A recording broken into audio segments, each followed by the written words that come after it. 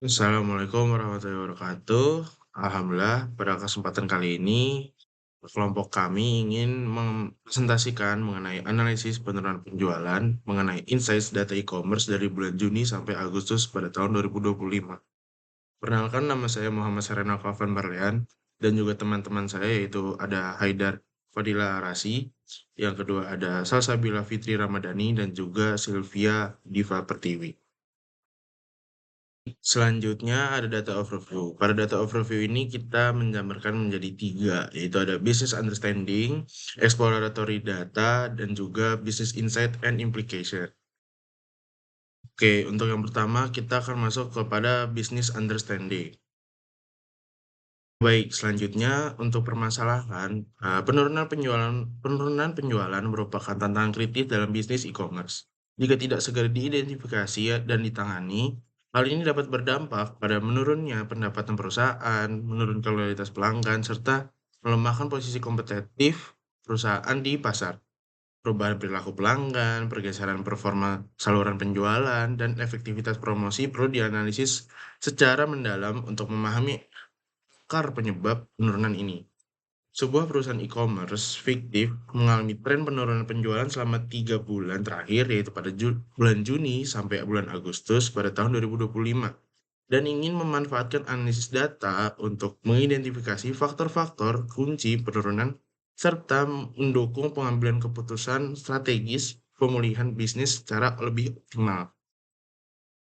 Oke, baik. Selanjutnya kita akan masuk kepada exploratory data, di mana kita akan membawakan dua analisis, yaitu descriptive analysis dan juga diagnostic analysis.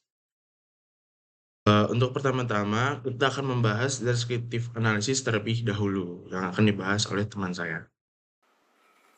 Baik, dari grafik yang pertama ini terlihat dari tren penjualan per bulan bahwa penjualan naik dari Juni ke Juli lalu mencapai puncak di sekitar 6,1 miliar rupiah. Namun pada bulan Agustus penjualan turun cukup tajam mencapai sekitar 4,2 miliar dan penurunan ini menjadi indikator bahwa ada perubahan perilaku pelanggan ataupun faktor lain yang mempengaruhi performa penjualan setelah bulan Juli. Lalu yang kedua, kalau kita lihat per channel, website menjadi channel dengan revenue tertinggi, lalu diikuti oleh marketplace dan sosial. Pada bulan Juli, semua channel juga naik, akan tetapi di bulan Agustus semuanya juga turun, terutama di marketplace yang mana penurunannya itu paling besar daripada yang lainnya. Dari sisi demografi juga pembeli perempuan terlihat lebih banyak daripada pembeli laki-laki di seluruh channel, terutama pada website.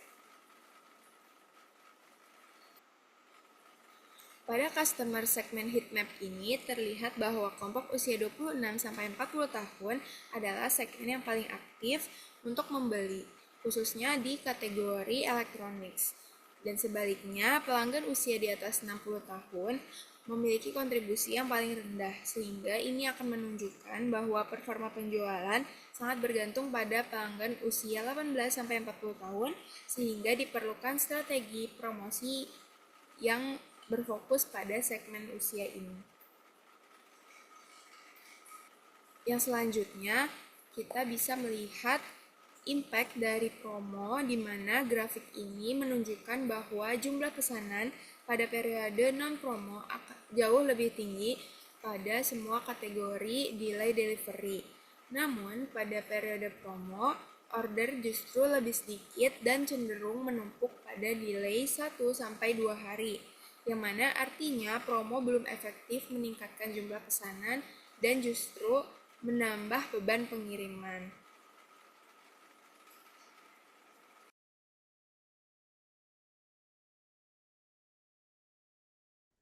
Untuk pertanyaan pertama, pada diagnostic analysis, kami menemukan pertanyaan which location had dual cells.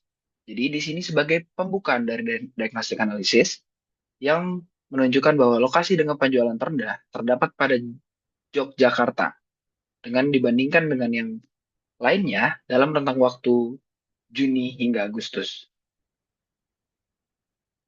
Lalu pada bagian kedua, which product is performing poorly, atau produk yang paling menunjukkan penurunan dalam rentang waktu Juni hingga Agustus, kami menemukan bahwa produk elektronik merupakan produk yang mengalami penurunan terbesar dalam rentang tersebut dibandingkan dengan yang lainnya.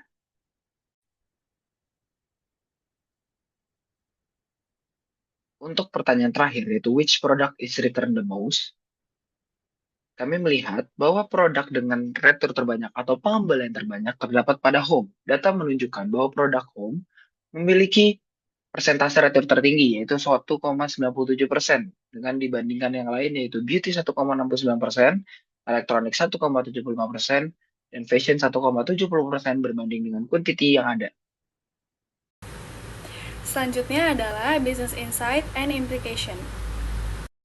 Selanjutnya adalah permasalahan utama dari penjualan yang ditemukan adalah penurunan signifikan pada performa penjualan selama periode Juni hingga Agustus 2025. Dengan penurunan terdalam terjadi di bulan Agustus. Penurunan ini memengaruhi pendapatan total perusahaan, terutama pada kategori peningkatan produk, retur, serta kemunculan lokasi dengan transaksi minim yang dapat menunjukkan adanya masalah pada demand atau strategi distribusi. Selanjutnya adalah implikasi bisnis yang kami rasakan. Yang pertama, kehilangan potensi revenue, yaitu penjualan di lokasi Yogyakarta adalah yang terendah, sehingga potensi revenue dari wilayah ini sangat kecil dan patut dievaluasi lebih lanjut. Yang kedua adalah menurunnya performa produk, yaitu kategori elektronik menunjukkan performa paling rendah selama tren penurunan 3 bulan terakhir, sehingga berdampak pada total omset dan daya saing produk. Dan yang terakhir adalah tingkat retur yang tinggi. Produk kategori home memiliki persentase retur tertinggi, artinya biaya operasional meningkat dan ada kemungkinan masalah pada kualitas produk atau harapan konsumen yang tidak terpenuhi. Tingkat pengembalian yang tinggi biasanya berdampak negatif pada kepercayaan pelanggan dan profitabilitas bisnis. Selanjutnya adalah business recommendation, yaitu langkah pertama atau kunci yang bisa kita lakukan adalah investigasi mendalam pada lokasi penjualan terendah seperti Yogyakarta untuk mengidentifikasi kendala seperti minat pelanggan, distribusi, dan promosi lokal. Selanjutnya, fokuskan upaya perbaikan kualitas dan after sales pada produk dengan tingkat retur tinggi seperti kategori home, dan segera lakukan evaluasi serta revitalisasi pada kategori elektronik yang performanya buruk. Upaya ini dapat mencakup survei pelanggan, penyesuaian strategi pemasaran, serta peningkatan layanan customer service dan garansi produk. Dengan demikian, bisnis dapat menekan angka retur, meningkatkan performa produk utama, dan memperbaiki strategi penetrasi di lokasi yang bermasalah, sehingga peluang pemulihan revenue menjadi lebih besar. Mungkin cukup sekian presentasi dari kelompok kami, kurang lebihnya mohon maaf. Wassalamualaikum warahmatullahi wabarakatuh.